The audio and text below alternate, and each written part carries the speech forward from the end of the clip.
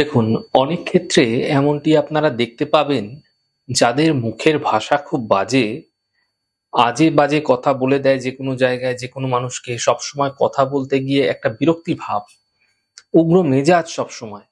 যখন তখন যেখানে সেখানে যা তা বলে দেয়। মানে তার মানে কি হচ্ছে, দেখবেন যে তার যে ভঙ্গিমাটা কথা বলার, সেটা একেবারেই ভালো না। এবং কথাও ভালো না তার। মানে এমনটি কিন্তু শুধু বাড়ির লোকের সঙ্গে হচ্ছে এমনটি কিন্তু নয়। বাইরের মানুষের সঙ্গেও একই ব্যবহার হয়ে থাকে। হয়তো চাকরি করছে, ব্যবসা করছে, ২ ক্ষেত্রেই তার কোনো না কোনো অশান্তি লেগে আছে। মানে এমনটি হয় কি, দেখুন তার সামনে যে থাকে, তার কথা শুনে সে কিন্তু অফেন্ডেড হয়ে থাকে। দেখবেন এগুলি যাদের মধ্যে দেখা যায়, তাদের সাধারণত বুধ খারাপ হয়ে থাকে, দুর্বল হয়ে থাকে। তো বুধ দুর্বল হওয়ার কারণে, বুধ খারাপ হওয়ার কারণেই কিন্তু এমনটি হয়, এবং এর সঙ্গে সঙ্গে রবি চন্দ্রও কিন্তু ধীরে ধীরে খারাপ হয়ে যায়।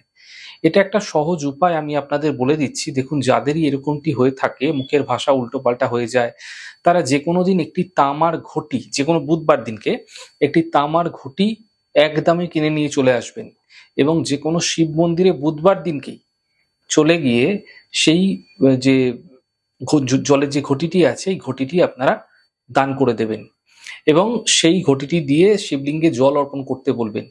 আপনি নিজে হাতে তাদের ঘটি করে জল দিতে পারেন, অথবা ঘটিটি জল দেওয়ার উদ্দেশ্যে সেই মন্দিরে দান করে আসতে পারেন, যেন সব লোক সেই ঘটি দিয়ে শিবলিঙ্গে জল দিতে পারে। দেখবেন সেই দিন থেকে আপনার সেই ঘটি যেদিনকে দিয়ে আসবেন, সেই দিন থেকে সেই ভক্তরা যখন জল দেওয়া শুরু করবে, ধীরে ধীরে দেখবেন শিবলিঙ্গে জল যত দিতে থাকবে, আপনার বিরক্তি ভাব যেগুলি ছিল সেগুলো কমতে শুরু করবে, যার ফলে আপনার কথার মধ্যে তীক্ষ্ণতাও কমবে।